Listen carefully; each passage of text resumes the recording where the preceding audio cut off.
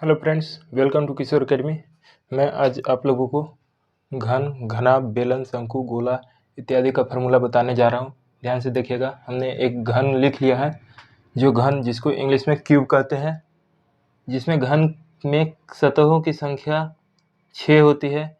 इस तरह के एक आगे पीछे ऊपर नीचे बाएं दाएं इस प्रकार से 6 सतह मिलके जिसका लंबाई चौड़ाई ऊंचाई तीनों आपस में बराबर होता है। जितना लंबाई होता है उतना ही चौड़ाई उतना ही ऊंचाई होता है। और इसमें अगर किनारा कहें तो 1 2 3 4 5 6 7 8 9 10 11 और कुल मिला के 12 किनारा होता है। 4 इस साइड से 4 इस साइड से 4 अगल बगल से इस प्रकार। और कोर की संख्या कहे तो 8। अगर घन का क्षेत्रफल निकालना है तो एक जो सतह होती है यानी कि फलक, उसका जो क्षेत्रफल होता है, जो भुजा गुने भुजा जो होता है भुजा स्क्वायर, मतलब एक सतह का क्षेत्रफल होता है भुजा स्क्वायर। तो इस प्रकार से 6 गो से सतह है तो 6 गुने भुजा स्क्वायर हो गया। उसी प्रकार अगर आयतन निकाले तो आयतन बेसिकली लंबाई गुने चौड़ाई गुने ऊंचाई होता है, लेकिन इसका लंबाई चौड़ाई ऊंचाई तीनों आपस में बराबर है। इसीलिए तीनों ए को गुना करेंगे तो क्या हो जाएगा, ए क्यूब। और ए क्या है, भुजा है, तो भुजा क्यूब घन का आयतन क्या हो जाएगा, भुजा क्यूब। इसी प्रकार घन का विकर्ण, जो घन का विकर्ण यहाँ से एक कोना से दूसरे कोना तक लेके आते हैं तो घन का विकर्ण हो जाता है √3 गुने भुजा। चलिए अब हम आप लोग को घनाभ के बारे में बताते हैं।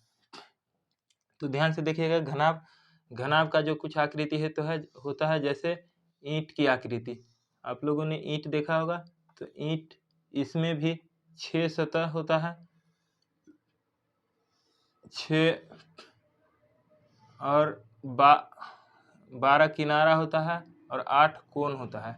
ठीक उसी तरह से तो अगर घन का, लेकिन इसमें लंबाई चौड़ाई और ऊंचाई तीनों आपस में बराबर नहीं होता है। लंबाई अलग होता है, चौड़ाई अलग होता है और ऊंचाई अलग होता है।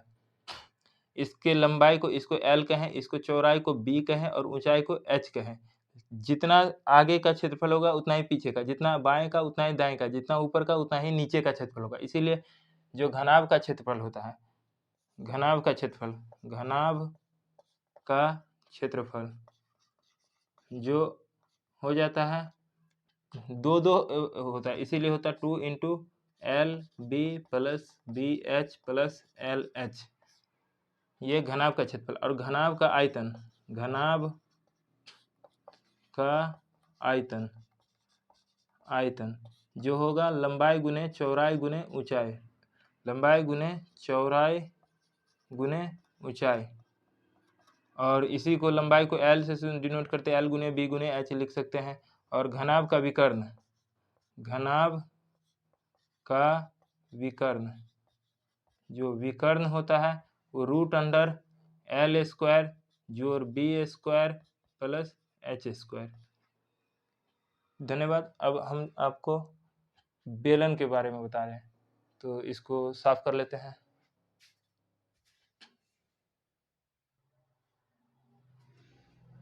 अब आप लोगों को बेलन के बारे में, बेलन को जानने से पहले आप देखिए वृत्त का, तो वृत्त के बारे में जानकारी होना अनिवार्य है, क्योंकि वृत्त में जो है ये त्रिज्या होता है, क्योंकि ये बेलन का ऊपर वाला भाग और नीचे वाला भाग वृत्ताकार होता है, इसीलिए वृत्त के बारे में जानकारी होना ही बहुत अनिवार्य है।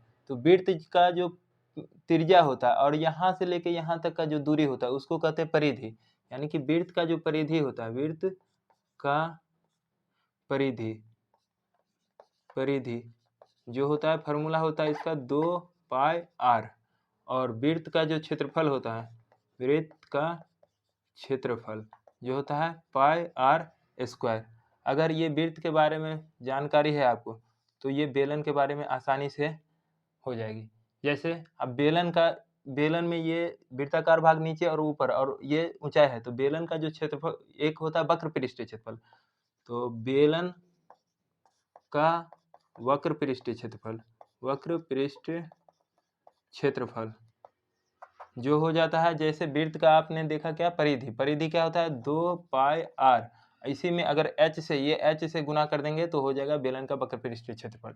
इसी प्रकार बेलन का अगर संपूर्ण पृष्ठीय क्षेत्रफल निकाले, बेलन का संपूर्ण पृष्ठीय क्षेत्रफल, संपूर्ण पृष्ठीय क्षेत्रफल, पृष्ठीय क्षेत्रफल, तो आप देखिएगा ये जो वक्र पृष्ठीय क्षेत्रफल ये तो रहेगा 2πr। इसके बाद ऊपर और नीचे दोनों जो है सो एक दोनों और क्या है, वृत्त है, तो दो वृत्त का क्षेत्रफल जोड़ना पड़ेगा। तो एक वृत्त का क्षेत्रफल क्या होता है, पाई आर स्क्वायर। दो वृत्त का क्षेत्रफल क्या हो जाएगा, 2 पाई आर स्क्वायर। और इसमें से अब कॉमन लेते हैं, 2 पाई आर दोनों में कॉमन है, इसमें 2 पाई आर निकल गया तो यहाँ क्या बच गया, एच। यहाँ 2 पाई आर निकल गया तो यहाँ 2 आर है, तो 1 आर निकल बच गया। तो इस प्रकार से वृत्त का जो संपूर्ण पृष्ठीय क्षेत्रफल हो जाता है 2 pi r into h plus r. इसके बाद बेलन का आयतन, बेलन का आयतन निकालते हैं। आयतन, जो बेलन का आयतन होता है, जैसे वृत्त का क्षेत्रफल क्या होता है, पाई आर स्क्वायर, इसी में अगर h से गुना कर देंगे तो बेलन का आयतन हो गया। बस इसमें दो और एक संपूर्ण, एक वक्र और एक संपूर्ण, ये तीन गो क्षेत्रफल का फॉर्मूला का ध्यान रखना है। इसके बाद आप लोग को बता रहे हैं शंकु। तो शंकु आप लोगों ने होली में टोपी जरूर पहना होगा इस प्रकार से, या आइसक्रीम तो खाया होगा। तो कुछ शंकुआकार होता है, इसी को कहते हैं, ये है तो बेलन, बेलन, और ये शंकु। शंकु जिसको कोन कहते हैं, इसको सिलेंडर कहते हैं। अब शंकु में जो है सो ध्यान से देखिए तो ये त्रिज्या होता है, और यहाँ पर दो गो ऊंचाई है, एगो ये तो सीधा खड़ा ऊंचाई है जिसको एल से डिनोट करते हैं, और ये तिर्यक ऊंचाई है, इसको एल से डिनोट करते हैं। जो शंकु का त्रिज्या हो जाता है, शंकु का त्रिज्या, त्रिज्या इसको हम आर से डिनोट करते हैं, ऊंचाई को एच से डिनोट करते हैं, और एक है ये तिरछी ऊंचाई, इसी को कहते हैं तिर्यक ऊंचाई। तिर्यक ऊंचाई, जो तिर्यक ऊंचाई को एल से डिनोट करते हैं। इसके बाद अगर ये ध्यान से देखिए तो ये एक समकोण त्रिभुज बन रहा है, तो समकोण त्रिभुज में यहाँ पैथागोरस ट्रिप्लेट लग जाता है, जो यहाँ पर 90 डिग्री के सामने कर्ण हो जाता है, एल हो जाता है। तो अगर हम लोग एल निकालेंगे तो हो जाएगा root under R square plus H square. जब हम आर निकालेंगे तो ये कर्ण जो है एल स्क्वायर में से एच स्क्वायर घट जाएगा। अगर एच निकालना है तो हो जाएगा एल स्क्वायर में से आर स्क्वायर घट जाएगा। इस प्रकार हम जो है सो अगर कोई दो दिया रहेगा तो हम तीसरा निकाल सकते हैं। इसके बाद शंकु का वक्र पृष्ठीय क्षेत्रफल जो होता है, शंकु का वक्र पृष्ठीय क्षेत्रफल, वक्र पृष्ठीय क्षेत्रफल जो होता है पाई आर और एल, मतलब शंकु के वक्र पृष्ठीय क्षेत्रफल में ऊंचाई का कोई जरूरत नहीं है। इसके बाद शंकु का संपूर्ण पृष्ठीय क्षेत्रफल, संपूर्ण पृष्ठीय क्षेत्रफल, संपूर्ण क्षेत्रफल जो पाई आर है तो रहेगा पाई आर एल, और इसमें जो नीचे है एक वृत्ताकार भाग है तो नीचे का वृत्ताकार भाग भी जोड़ देंगे, जो होता है पाई आर स्क्वायर, जो नीचे लिखते हैं हम पाई आर स्क्वायर। अगर इन दोनों में से कॉमन लेंगे तो ध्यान से देखिएगा कॉमन क्या है, पाई आर, दो नहीं सीधे पाई आर कॉमन है, तो इसमें से पाई आर निकल गया तो यहाँ एल बच गया, यहाँ दो आर था, एगो आर बच गया। तो शंकु का संपूर्ण पृष्ठीय क्षेत्रफल हो जाता है pi r into l plus r. और शंकु का आयतन, शंकु का आयतन, आयतन तो ध्यान से देखिएगा शंकु का जो आयतन होता है, जो ये बेलन का आयतन क्या था, पाई आर स्क्वायर एच, इसी को 1/3 लिख देंगे और फिर से वही लिख देंगे पाई आर स्क्वायर एच, जो हो जाता है शंकु का आयतन। इसके बाद आगे हम लोग देखते हैं गोला, अर्धगोला।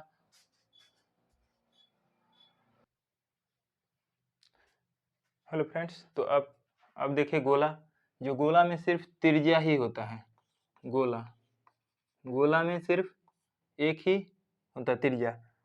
तो गोला का हम लोग क्षेत्रफल देखेंगे, गोला का क्षेत्रफल, तो एक ही क्षेत्रफल होता है जो संपूर्ण पृष्ठीय क्षेत्रफल ही होता है, जिसमें होता है 4 पाई आर स्क्वायर, और गोला का आयतन होता है, जो गोला का आयतन, आयतन जो होता है 4/3 पाई आर क्यू।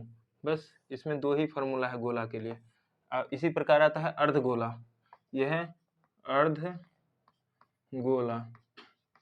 तो अर्धगोला में 3 गो क्षेत्रफल हो जाता है, एक तो अर्धगोला का क्षेत्रफल होता है वक्र पृष्ठीय क्षेत्रफल, अर्धगोला का वक्र पृष्ठीय क्षेत्रफल, पृष्ठ क्षेत्रफल जो होता है, देखिए ध्यान से देखिए, गोला का जो पूरा पृष्ठीय क्षेत्रफल 4 पाई स्क्वायर, तो अर्धगोला का आधा कर देंगे तो क्या हो जाएगा 2 पाई स्क्वायर। और इसी का अर्धगोला का अगर संपूर्ण निकाले अर्धगोला का संपूर्ण संपूर्ण पृष्ठीय क्षेत्रफल, संपूर्ण क्षेत्रफल निकाले।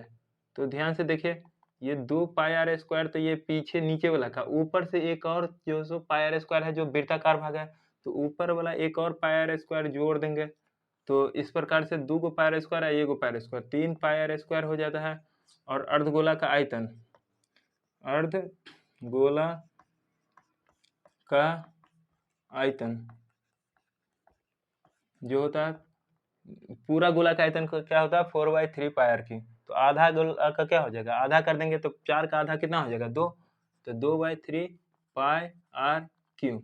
तो इस प्रकार आप लोगों ने देखा कुल 6 ठोस का क्षेत्रफल और आयतन। तो आपको वीडियो कैसा लगा?